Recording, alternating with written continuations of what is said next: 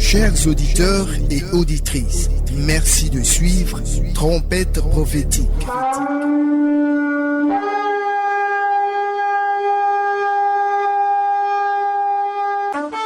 Une émission de révélation, de mystère et d'orientation spirituelle présentée par le prophète Ablegui, pasteur mondial de la mission évangélique La Voix Sainte.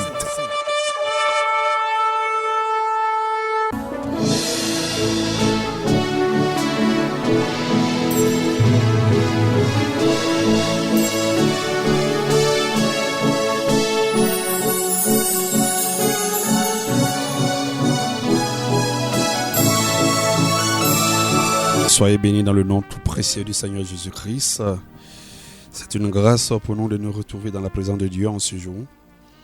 Et nous voulons dire merci aux fidèles auditeurs de Radio La Voix Sainte et merci à tous ceux qui nous écoutent sur les ondes de la radio, en Côte d'Ivoire comme hors de cette nation. Que le nom du Seigneur soit béni.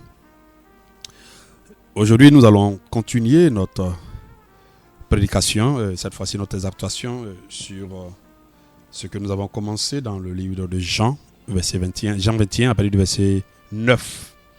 Jean 21 à partir du verset 9. Mais bien avant cela, nous allons soumettre ce moment à l'Éternel Dieu des armées, notre Seigneur.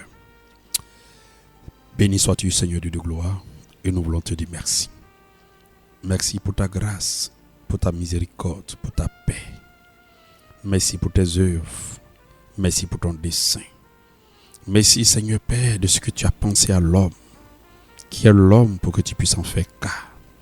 Oui, Seigneur, ce soir, il n'y a que toi seul qui mérite d'être entendu, écouté, dont la parole retranscrite sur la table de nos cœurs produit l'accomplissement de ton dessein conçu d'avance. Voilà pourquoi que je sois effacé. Père, béni sois-tu, Seigneur Jésus-Christ, de ce que toute la place te revienne en ton nom. Je dis Amen. Oui, aujourd'hui, nous allons revoir notre parole, notre livre surtout, le livre de Jean 21. Et nous allons continuer toujours concernant ce qui s'est passé sur le lac de Tibériade, le lac de Génézareth, là où le Seigneur s'était révélé après sa résurrection à ses disciples et d'une autre manière exceptionnelle, manière au travers de laquelle les révélations de certaines dispositions de la croix se trouvent bien mentionnées. Voilà pourquoi nous allons reprendre le livre de Jean 21 à partir du verset 9. On dit, lorsqu'il fut descendu à terre, il vit là des charbons allumés, du poisson déçu et du pain. Alors, en plus, au verset 15, il est écrit, après qu'il eut mangé, Jésus dit à Simon-Pierre, Simon, fils de Jonas, m'aimes-tu plus que ne m'aiment ceux-ci? Et il répondit, oui, Seigneur, tu sais que je t'aime. Jésus lui dit, paie mes brebis, paie mes agneaux. Et lorsque nous allons aussi encore plus loin, verset 18, il dit, en vérité, je te le dis, quand tu étais plus jeune, tu te saignais toi-même et tu allais où tu voulais. Mais quand tu seras vieux, tu étendras tes mains et un autre te mènera là où tu ne voudras pas. Alors, c'est ce passage-là que nous allons chercher à commenter encore en allant un peu en avance. Nous avons vu la dernière fois certaines dispositions de ce que le Seigneur avait révélé concernant le charbon, oui, le feu et le poisson. Nous avons parlé de ça en quelques temps. Nous sommes allés un peu en profondeur. Alors aujourd'hui, nous allons parler d'autres dispositions concernant la croix. Alors, comprenons d'abord dans un premier temps que la croix est quelque chose de très important. Oui, elle est très importante dans la vie de tout enfant de Dieu et je peux dire qu'elle est un passage obligatoire pour ceux qui veulent atteindre un certain niveau spirituel dans l'œuvre de l'accomplissement du dessein du Seigneur. Alors vous allez voir que déjà dans le livre de Matthieu 10, à partir du verset 38, le Seigneur a été très clair là-dessus et il a révélé cela à tout le monde comme à ses disciples. Il dit, celui qui ne prend pas sa croix et ne me suit pas n'est pas digne de moi. Alors, vous savez, quand le Seigneur dit n'est pas digne de moi, ça veut dire déjà que pour suivre le Seigneur, on ne se lève pas pour suivre le Seigneur qui veut. Qui veut. On ne suit pas le Seigneur parce que le Seigneur a besoin de suiveurs. On ne vient pas à Jésus. Non, c'est pas possible. C'est à la croix que le Seigneur commence à rectifier notre manière de concevoir. Et c'est à la croix que nous percevons les vérités que nous n'avons pas connues d'avance. Et c'est à la croix que nous sommes recadrés dans notre manière de faire l'œuvre, de suivre le Seigneur et de marcher dans la vie chrétienne. Oui, il est celui qui ne prend pas sa croix et ne me suit pas, n'est pas digne de moi. Et donc, il y a une certaine dignité qui s'impose à tous ceux qui ont accepté Jésus-Christ de le suivre là où il est arrivé. Pourquoi? Parce que celui qui n'a pas la nature de Dieu, qui n'a pas la vie de Dieu, il ne convient pas à marcher avec Christ là où il est. Et donc, ça devient très difficile. Ça va être très difficile.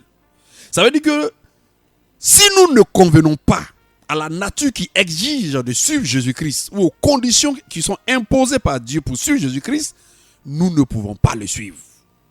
Et donc, si nos dispositions spirituelles ne sont pas convenables à son dessein, nous ne pouvons pas le suivre. Nous n'allons jamais pouvoir le suivre. Et donc, c'est à la croix que le Seigneur rectifie. Parce que souvent, quand nous sommes chrétiens, nous sommes serviteurs de Dieu, nous avons l'impression que c'est nous qui suivons le Seigneur dans les conditions voulues comme nous le désirons, nous le souhaitons. Jamais. Mais quand nous sommes à la croix, quand nous vivons la vie de la croix, nous nous rendons compte que suivre Jésus-Christ est une grâce. Et suivre Jésus-Christ requiert de la mise en œuvre de ses dispositions, la mise en œuvre de ses principes, la mise en œuvre, oui, de ses préoccupations lui-même. Alors donc, il dit celui qui ne me suit pas. Donc la croix est la conditionnalité qui s'impose pour suivre Jésus-Christ. Si nous pensons suivre Jésus, faire l'œuvre, faire le dessein de Dieu, ou bien accomplir le ministère, ou la vocation, ou bien être chrétien, c'est différent de suivre Jésus-Christ. C'est différent de suivre Jésus-Christ. Oui.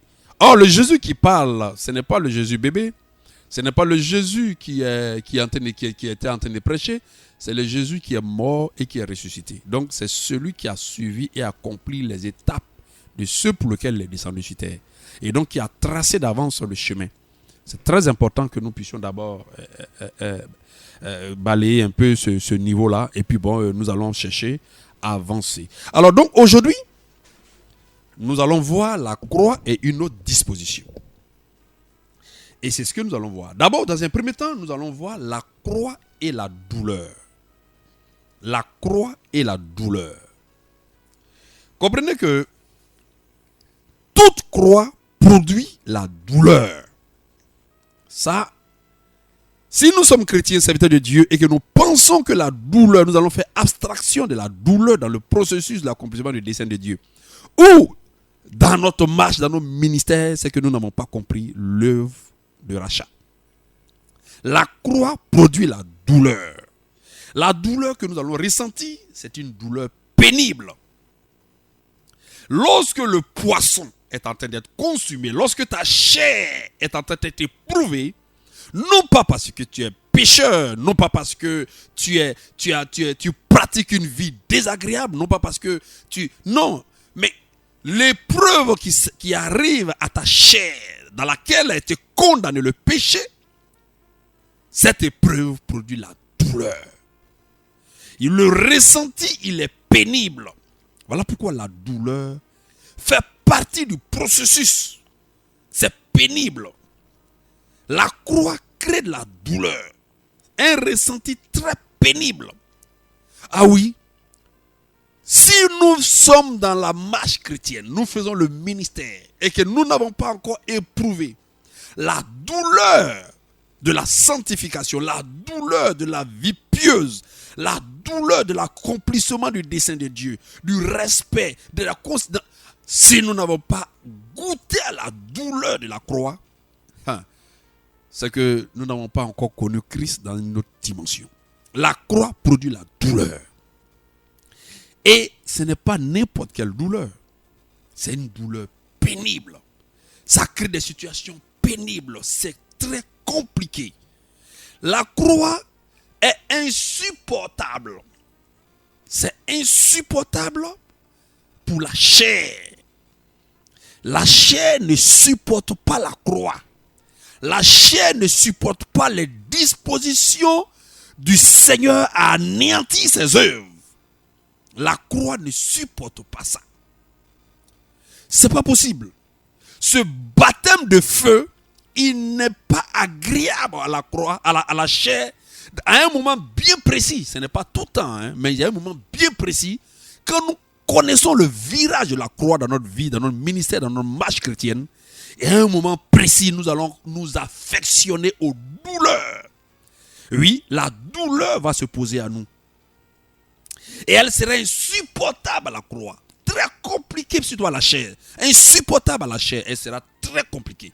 La croix produit des douleurs humiliantes. Des situations humiliantes.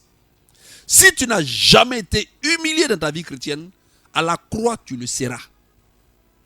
Ta marche par la croix tu le seras. Tu seras humilié. Si tu n'as pas connu l'humiliation, c'est qu'il y a certaines vérités célestes, spirituelles que tu ne pourras pas comprendre ni percevoir. La croix produit l'humiliation. Ça, c'est clair. La croix crée des situations désagréables. Désagréables. Ça, et souvent, ça conduit, tu as l'impression que ça te conduit à la dépression. La croix, à des moments, tu as l'impression que ça te conduit à la dépression. En réalité, c'est ce que tu redoutes, que tu crains dans ta vie, dans ta marche. C'est fort probable que c'est ce qui va t'arriver. C'est fort probable que c'est ce qui va t'arriver. Voilà pourquoi la douleur que produit la croix fait partie du processus du Seigneur. Nous allons le voir devant. C'est pour cela, plus tard, vous allez comprendre que lorsque Adam a péché, ça a conduit la mise en route de la vie de l'homme extérieur. Et comme l'homme extérieur participe au processus de l'existence humaine, alors ceci a dérouté le plan de Dieu. Voilà pourquoi l'homme a perdu l'image de Dieu, parce que Dieu ne marche pas sur la chair. Mais pour corriger cela, ou bien pour refonder cela, ou bien pour ramener une nouvelle création, une nouvelle créature à l'homme, ou bien pour que l'homme retrouve cette image, cette identité de Jésus-Christ, la douleur s'impose au processus. La douleur s'impose au processus. Et nous allons comprendre pourquoi la douleur arrive. Mais déjà, avant que nous passions un peu en avance, comprenez que la douleur fait partie du baptême du feu. C'est pour cela ceux qui aiment causer la douleur aux enfants de Dieu. C'est vrai, c'est normal. Dans le processus de la douleur, vous allez voir qu'à un moment précis, la douleur s'intensifie et la douleur tombe souvent dans le niveau de la coupe à boire, mais elle se fera aussi par un scandale. C'est le scandale. Mais ça produit de la souffrance dans la chair et dans l'âme. C'est compliqué. C'est pour cela les enfants de Dieu qui traversent souvent de la douleur, des gémissements, des moments pénibles, difficiles, alors qu'ils ont une vie irréprochable. Ils sont dans leur raison, dans tout ce qui est normal, mais ils ne comprennent pas que là où ils sont dans leur raison, ils ont besoin de protection, ils ont besoin de sérénité, de calme, de paix, de réussite, de succès, mais ils ont l'impression que c'est le contraire qui s'applique dans leur vie. Frère, c'est la croix. C'est la croix. Ne te décourage pas. C'est un passage d'une gloire. Alors, nous allons arriver un peu devant plus tard pour ces choses-là. Alors donc, nous allons déblayer. C'est pour cela, quand nous sommes dans ce genre de situation, ne croyons pas que c'est anormal. Non, c'est normal. Pourquoi? Parce qu'on ne peut pas se défaire de ce genre de douleur. C'est pour cela qu'on a la croix, il y a un élément que nous devons déjà très vite revêtir, c'est le prisonnier. Il faut être prisonnier. C'est pour cela, si vous remarquez Paul dans certains de ses propos, Paul, il aime souvent le dire. Il dit, moi, prisonnier de Jésus-Christ, chaque fois Paul, quand il se présente à un moment bien précis, Paul fait référence à ce qu'il est prisonnier. Même quand vous prenez Ephésiens 3, à partir du verset 1, vous allez voir qu'il ne passe pas par deux chemins. Il dit, à cause de cela, moi, Paul, le prisonnier de Christ, pour les païens, le prisonnier de Christ. Mais un prisonnier, c'est qui? Un prisonnier, c'est celui qui est détenu. C'est les juristes qui sont bien placés pour savoir ce que veut dire un véritable prisonnier. Un prisonnier, moi, à mon même niveau, un prisonnier, c'est un détenu. C'est-à-dire, quelqu'un qui est privé de ses libertés. Quand tu es à la croix, c'est là que tu te rends compte que tu es un prisonnier. Si un chrétien ne se rend pas compte à un moment précis qu'il est prisonnier, il n'est pas sur la pierre angulaire. Voilà pourquoi ceux qui bâtissaient l'ont rejeté, parce que c'est une folie, c'est inconcevable, c'est incompréhensible. Et à un moment bien précis, quand on commence à aborder le virage de la pierre angulaire et qu'on arrive à la croix, c'est difficile. Souvent, on marche sur la pierre angulaire sans s'en rendre compte. C'est à partir du feu de la croix qui commence à s'approcher de nous, on commence à se rendre compte que notre vie est bizarre. On ne comprend pas. On se sent prisonnier quand on est à la croix. Quand on marche par la croix, quand on porte sa croix, on se sent prisonnier. Quand tu es prisonnier, tu te sens un détenu. C'est-à-dire que toi, tu as l'impression que tes mouvements sont totalement limités.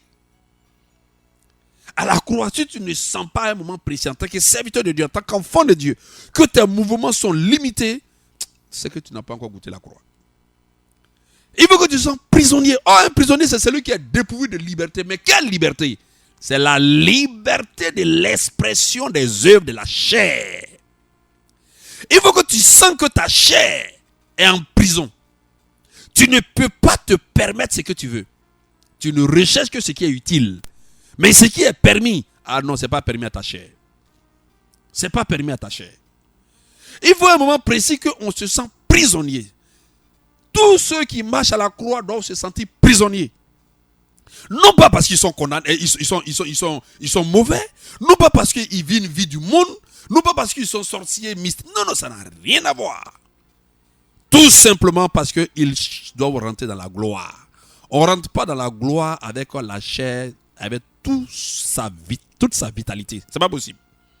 Et donc, Paul dit, moi, prisonnier de Jésus-Christ. Et il le dit plusieurs fois. Même dans Éphésiens 4, vous allez voir même que verset 1, il dit, je vous exhorte donc, moi, le prisonnier dans le Seigneur, à marcher d'une manière digne de la vocation qui vous a été chose. Alors donc vous allez voir que la dignité dont le Seigneur a parlé, c'est toujours rendu possible que lorsque vous vous sentez prisonnier. Et donc un prisonnier, c'est celui qui est dépourvu de ses libertés. On l'a privé de ses libertés. Et donc, personne ne se fait prisonnier lui-même. Or, on devient prisonnier par l'inculpation de quelqu'un d'autre ou bien par l'accusation de quelqu'un d'autre. Or, à ce niveau ici, ce n'est pas le diable qui nous accuse. Ce n'est pas possible. C'est simplement notre chair qui doit rentrer dans un processus. Donc, la chair déjà dans son état nous accuse. Et donc, nous sommes prisonniers de Jésus-Christ. Jésus dit, ta chair qui est là doit arrêter de s'exprimer comme moi, mon esprit en toi. Quand mon esprit est en toi, pour que mon esprit demeure en toi, il faut que d'abord ta chair doit mourir. Et donc nous sommes prisonniers à ne plus nous laisser emporter à tout vent de convoitise de ce monde. Et donc dans ce cas, on se sent limité dans ses actions. Voilà pourquoi vous allez trouver des grands serviteurs de Dieu ou bien des serviteurs de Dieu ou des enfants de Dieu. Ils ne peuvent rien faire qui ne soit voulu par le Seigneur. Pourtant, c'est permis. Il va dire non, je ne peux pas le faire. Je ne le ferai pas. Moi, si vous m'appelez aujourd'hui pour que j'aille payer une bouteille d'alcool pour vous, soyez désolé. En tout cas, je suis désolé surtout, je ne vais jamais le faire. Et ça m'a été limité, imposé. Toi, tu ne bois pas, tu ne fumes pas, tu ne bois pas. Voilà, je ne bois pas. Ce n'est pas parce que je ne bois pas. C'est imposé à moi. Je sens prisonnier, limité dans mes mouvements. Il y a des actions que le Seigneur va t'imposer. Tu ne feras pas. Ce n'est pas parce que le monde fait, tout le monde fait. Ce n'est pas parce que tout le monde va à gauche. Toi, quand tu vas à la croix, tes mouvements sont contrôlés par le Seigneur. C'est le Saint-Esprit qui te conduit dans une certaine vérité liée à l'accomplissement du dessein de Dieu dans ta vie. Et donc, à la croix, il faut se sentir prisonnier. Et Paul le dit très bien. Et même vous allez le voir, même dans 2 Timothée, je vais prendre tous ces passages avant d'aller en profondeur. Alors vous allez voir que même dans 2 Timothée 1, à partir du verset 8, il le dit, encore de manière aussi très claire. Il n'est donc point honte du témoignage à rendre à notre Seigneur, ni de moi, son prisonnier, mais souffre avec moi pour l'évangile. Souffre. C'est quand tu es à la croix que le langage de l'œuvre dans la souffrance de la chair commence à prendre sens. Sens. La souffrance, il y a deux types de souffrance, il y en a plusieurs, je prends deux. Il y a la souffrance parce qu'on est condamné, parce qu'on vit une vie de péché, donc on est sur le banc des accusés. Ce n'est pas de cette souffrance qu'on parle. Mais c'est la souffrance pour être dépouillé. Notre être d'une nature qu'on a hérité du premier Adam, c'est cette souffrance-là, c'est de ça qu'on parle. Voilà pourquoi, si vous remarquez, le Seigneur a dit à Pierre, quand il lui a montré les poissons, il lui a montré le feu et la flamme, il dit, Pierre, m'aimes-tu? Parce que le Seigneur pose la question, Pierre, m'aimes-tu? Parce que Pierre va connaître maintenant les douleurs. Pierre va se sentir prisonnier. Lorsqu'il était jeune, il se saignait lui-même, ce qui sera impossible. Quand on est à la croix, on ne se saigne pas soi-même. Ça veut dire qu'on est à la croix, on ne se conduit pas soi-même. C'est impossible. Et il dit, mais est-ce que dans ces conditions-là, tu m'aimeras? Tu m'aimes? Tu crois que tu m'aimes? Et tu m'aimes plus que cela? Ça veut dire quoi? Plusieurs personnes iront à la croix, mais cela dépendra de la manière chacun portera sa croix. Comme je l'ai dit la dernière fois, on peut porter sa croix en murmurant, en se plaignant, c'est tout. On peut porter sa croix en n'étant pas d'accord. Donc il y a plusieurs manières. Voilà pourquoi quand les fils de Zébédée, il dit oui, c'est vrai que vous allez boire la coupe, mais cela dépendra à qui le Père va donner. C'est place à gauche et à droite. Donc il y a une manière même d'être à la croix. Donc parmi tous ceux qui vont à la croix, il y aura une sélection. Parmi ceux qui vont à la croix. Parmi ceux qui marchent à la croix, il y a une sélection. Parce qu'il y a certains qui ne vont même pas accepter, ils ne vont même pas croire en Jésus-Christ. Ils ne vont pas. Voilà pourquoi nous allons avancer un peu pour comprendre que la croix produit la douleur, mais aussi la croix nous rend prisonniers, nous révèle notre état de prisonnier. Alors, il y a aussi le Seigneur même qui l'a dit dans Matthieu 16, à partir du verset 24, que nous allons bien lire. Il dit, de manière très simple, Matthieu 16, 24. Alors, je suis à la page de ma Bible. Alors, Jésus dit à ses disciples, si quelqu'un veut venir après moi, vous savez, c'est à la croix qu'on se rend compte que à cette étape-là, c'est-à-dire qu'on ne se lève pas comme on va dans un salon glacé. Oui, pour aller derrière Jésus-Christ, ce n'est pas possible. D'abord, il faut vouloir. Il faut vouloir. Il dit, si quelqu'un veut venir, donc il y a une conditionnalité de si. Qu'il renonce. Donc, voilà l'impératif qui s'impose à lui. Qu'il renonce à lui-même. Se charge de sa croix et qu'il me suive. Et donc, quand on est à la croix, on se rend compte qu'il y a des dispositions qu'il faut respecter dans l'œuvre. Il y a des dispositions qu'il faut respecter dans la marche chrétienne. Il y a la disposition qu'il faut respecter. Ces dispositions-là sont des exigences de la pierre angulaire. Ce sont des exigences de la pierre angulaire. Renoncement de soi. Oh, le renoncement de soi, ça ne peut arriver que lorsqu'on est né de nouveau. C'est après la nouvelle naissance que ce principe s'impose à soi. Mais pour renoncer à soi, le renoncement de soi, ce n'est rien d'autre que des éléments de la pierre éprouvée. Mais pour que tu puisses renoncer à toi, il y a d'abord les éléments de la pierre révélée, c'est-à-dire conviction du péché. On va te convaincre, on va te révéler ton état. On va te révéler, le Saint-Esprit va te conduire dans une vérité de ton état qui doit t'amener à accepter de renoncer à toi-même. Et donc ça veut dire que quand tu veux suivre le Seigneur, il faut renoncer à tes pensées, à tes sentiments et à ta manière de comprendre le monde. Il faut renoncer à ça parce que depuis le salut, au baptême, jusqu'à la nouvelle naissance, il y a des vérités que tu as connues. Mais la croix là, c'est une autre vérité. C'est une autre vérité. C'est une autre réalité spirituelle. C'est une autre dimension spirituelle. Ce n'est pas le nouveau chrétien qui prend sa croix. Hein. C'est quand on va à nos profondes qu'on commence à porter sa croix. Et donc, il dit qu'il renonce à lui-même. Donc, il faut d'abord comprendre que tu auras des douleurs. Il faut savoir que tu seras prisonnier, c'est-à-dire que priver de liberté, de certaines libertés.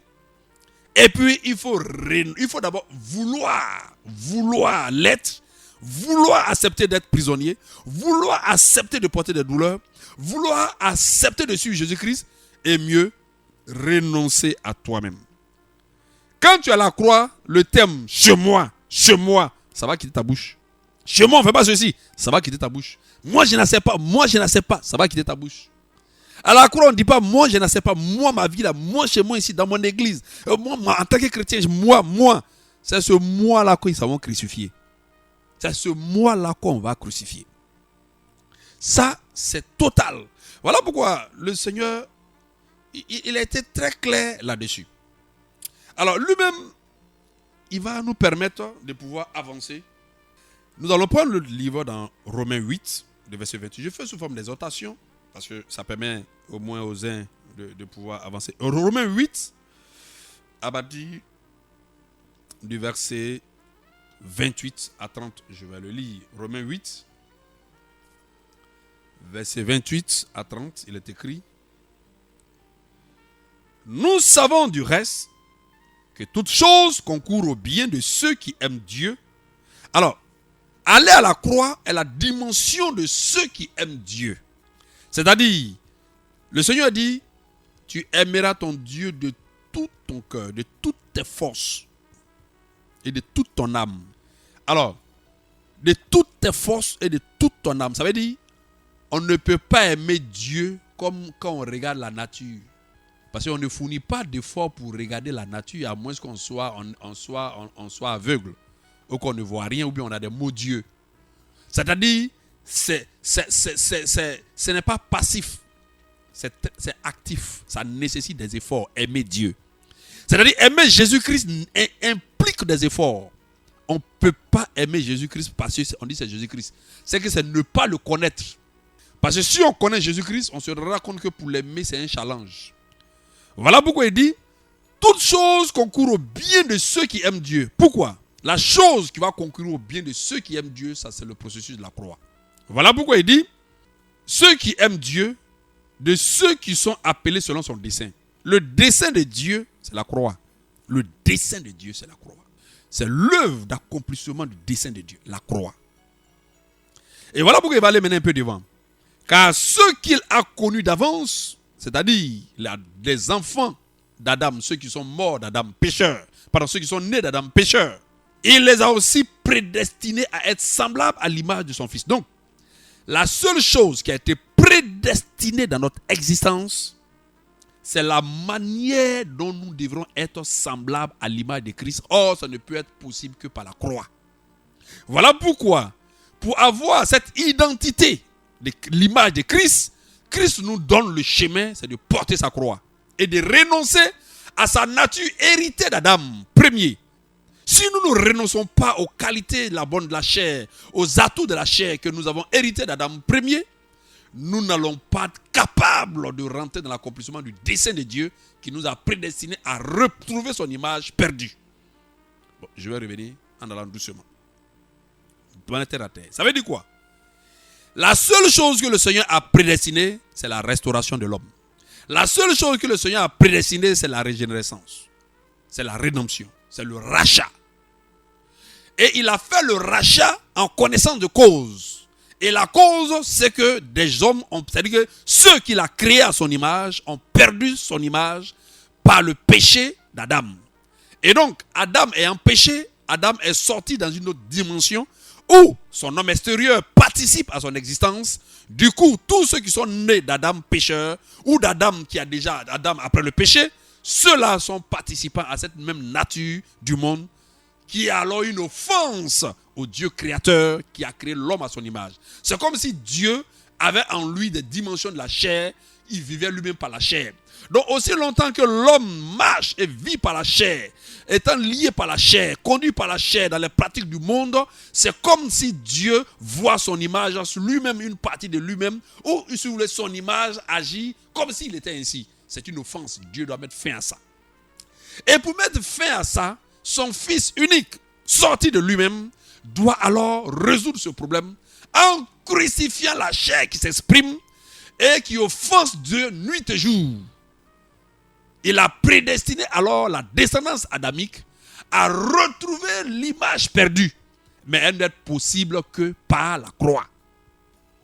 Voilà pourquoi il dit afin que son fils fût le premier d'entre de plusieurs. Christ a été le premier qui a porté la croix. Et donc tous ceux qui sont appelés selon son dessein pour retrouver l'image perdue depuis le jardin d'Éden doivent aussi le suivre. Voilà pourquoi il dit quiconque veut me suivre, le premier Christ, ensuite les suiveurs que nous sommes. Alors donc, retrouver l'image perdue d'Adam premier se fait en Adam 2, c'est-à-dire en Christ, rien que par le fait de porter sa croix. C'est l'image, retrouver l'image qui a été prédestinée. Tous ceux à qui ne seront pas capables de pouvoir rentrer dans ce processus, on va le voir devant, car ceux qu'il a prédestinés, il les a aussi appelés. Voilà pourquoi tous ceux qui acceptent Jésus-Christ rentrent dans le processus de cette promesse. Il a promis la prédestination, c'est-à-dire il a promis de retrouver son image. Voilà la promesse qui a été faite. Donc nous sommes des enfants de promesse. Nous ne sommes pas des enfants de la loi. Parce que les enfants de la loi, c'est ce que nous avions été. Nous sommes tous nés d'Adam pécheur, donc nous sommes pécheurs par Adam. Donc nous sommes condamnés par Adam et tous privés de la gloire. Et la gloire de Dieu nous conduit purement en enfer. Et ça, c'est la loi.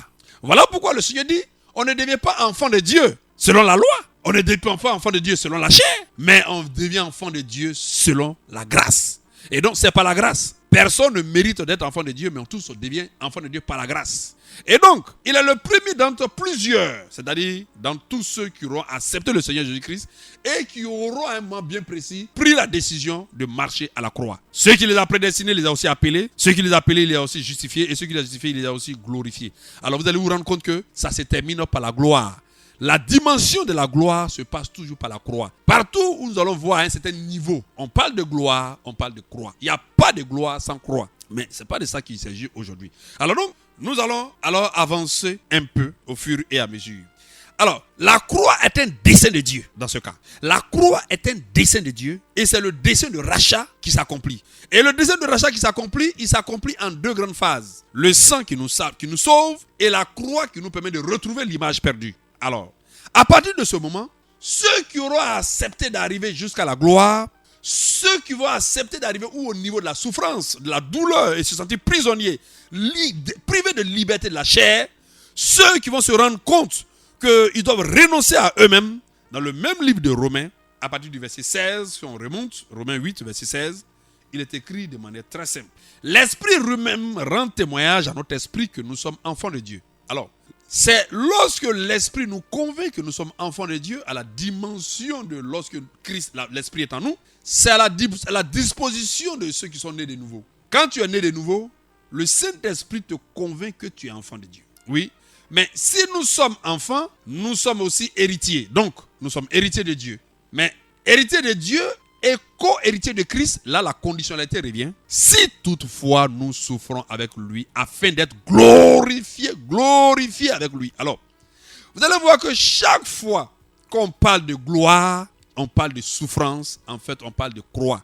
On ne parle pas de souffrance en tant que malfaiteur, en tant que pécheur, en tant que dépravé, immoral, adultère, fornicateur. Non, on parle de souffrance parce qu'il y aura un processus qui va nous séparer de la chair, c'est-à-dire un processus qui va amputer l'expression vitale de la chair dans notre existence.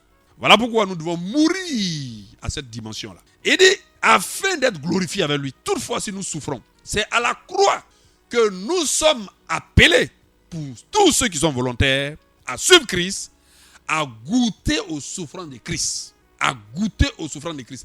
Quiconque accepte de goûter aux souffrances de Christ, participer ou prendre part à l'œuvre de dessein, ayant vu le Père mourir pour nous à cause de nos propres péchés, et ayant vu la manière, l'impact de nos péchés sur Christ. Quand tu découvres comment ton péché a amené ton Dieu à être humilié, dépouillé, frappé, toi-même, avec le péché, tu déclares la guerre au péché. Tu déclares la guerre au péché toi-même.